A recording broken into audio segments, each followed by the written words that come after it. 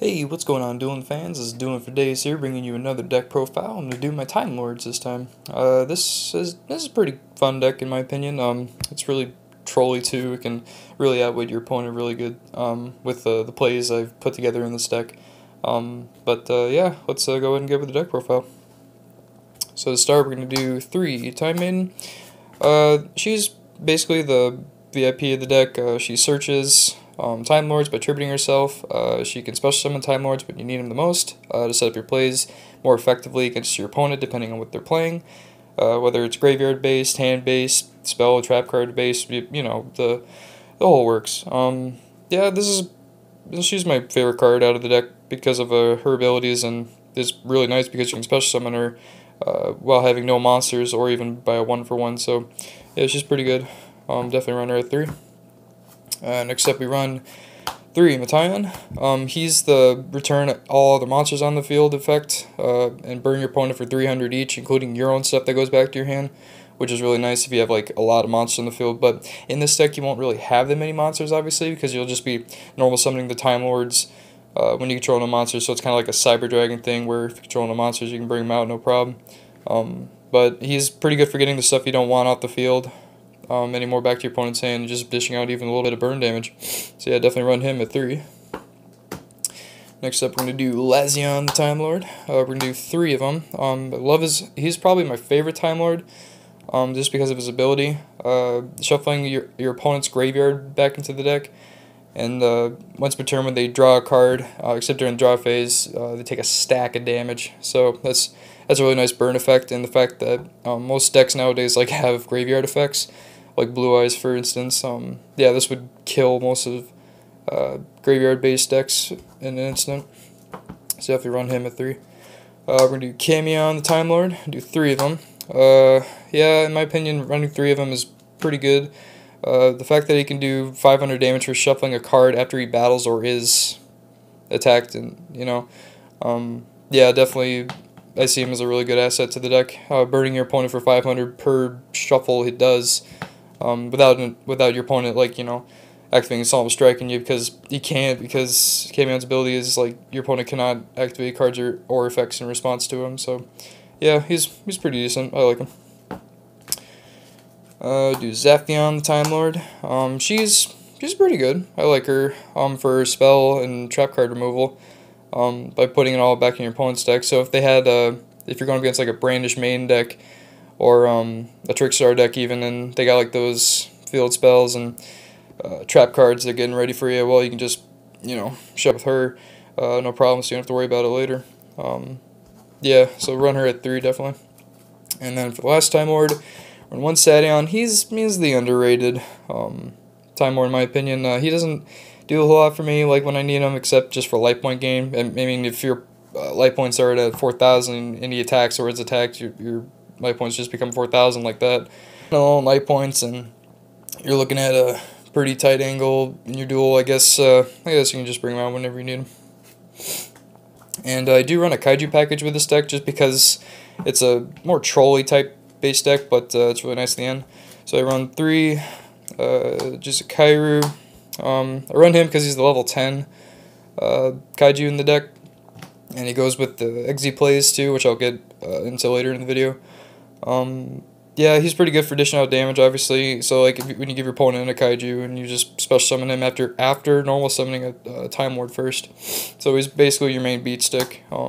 Yeah, so Exis and dishing out damage. And then the next Kaiju is 1 Gameciel, 1 Gadarla, 1 Dogoran. Yeah, obvious reasons, just give these to your opponent.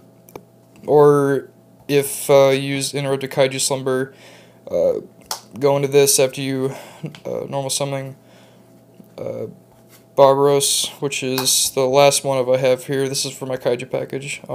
So what you want to do, since you can normal summon him without tributing from effect, you get him out, give your opponent a Kaiju, and if you got like a Dora in your hand, special summon him, and then just do for more Exi plays later with him. But yeah, those are the other Kaijus, and 1 Beast King Barbaros.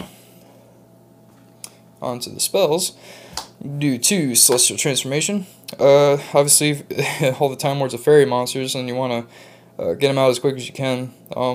Also, you don't have to worry about like a other part of the effect of having their attack and being destroyed during the end phase, because Time Lords can't be destroyed by card effects and their attack's already 0, so not much explained to that, so they're safe on that part. And to go on with the trolling, I thought of putting field spells in here, so Summon Breaker and 2 Savage Colosseum.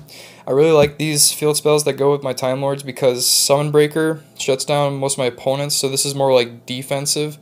And for Savage Colosseum, I gain life points, or whoever's the turn player gains life points if they attack. And if they normal summon or special summon an attack position, like those monsters have to attack, otherwise they're destroyed during the end phase. So if you activate Celestial Transformation on your opponent's turn, and you bring on a Time Lord in an attack position, and they don't attack, it's okay, because obviously I said earlier, Time Lords can't be destroyed by card effects, so Savage Colosseum is just meant for your opponent to feel the pain more.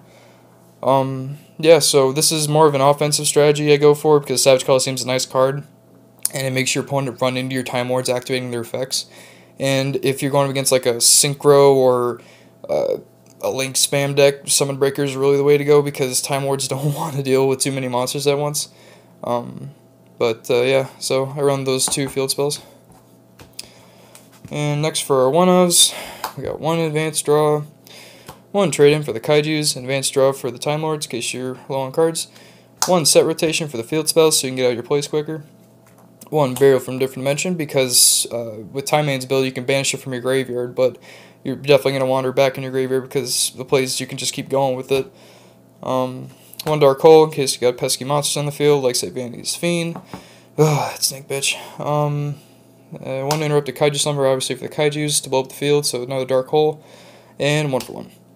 Just so you can get your Time Mains out quicker. Alright, about sums up the spells. Now onto the traps. I run 2 Fiendish Chain.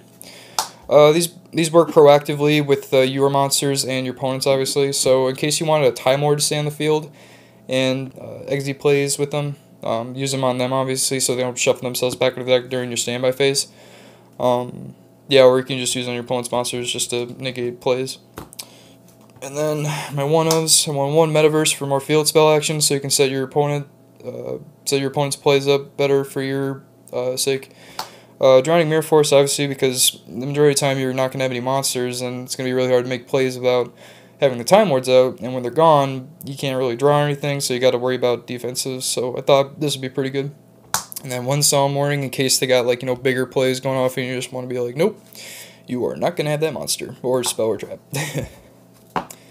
Alright, that about does it for the main deck. Now I'll do the extra deck. I do a Dreadnought package just because they're all level 10s and they do burn damage, and a nice protection effect from Super Dora.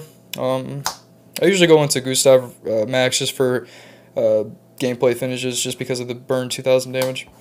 So run the Superdreadnought package. For the Kaijus, I run the Galaxy package, so you got your full armor Photon, Prime Photon, Cipher, and Dark Matter. I don't really go into these all that much, but depending on like what deck I'm going against, if I want to do like more damage to their deck or just more damage to their field, yeah, I'll just have my Kaijus on the field, like say a Dogoran and a Beast King Barbaros. Like that's the only way I can really go into the dragons here. If I get Beast King Barbaros and then Kaiju something over there, especially some of the Kaiju from the hand, say Dogoran, Gadarla, Gameciel, and just overlaying these guys and usually take the fight to them. So he's, yeah, I guess Dark Matter would be another beat stick. Same with Full Armor Photon and Cipher Dragon for stealing cards I couldn't get over for my opponent. And the last package I run for my extra deck are the Tarantulas. So you got number 35, number 84, and then the 7 Sins. This is probably the most common one I go into just because of nifty effects of Ravenous Tarantula, having my monsters gain attack from the difference of life points between me and my opponent. And yeah, that's just beat stick too. Getting rid of like, you know, pesky monsters on the field and then just attaching them as materials and protecting itself, which is nice. But unfortunately, you can't use this effect the turn you activate or the turn you special summon them using the XZ materials. But yeah, that's pretty good for extra deck. I mean, you don't really need to use the extra deck a whole lot on Time Lords, but it's just nice to have, and I just thought these were pretty complimentary. So yeah, that's my Time Lord deck. Hope you guys enjoyed it, and I'll definitely see you next time. Peace.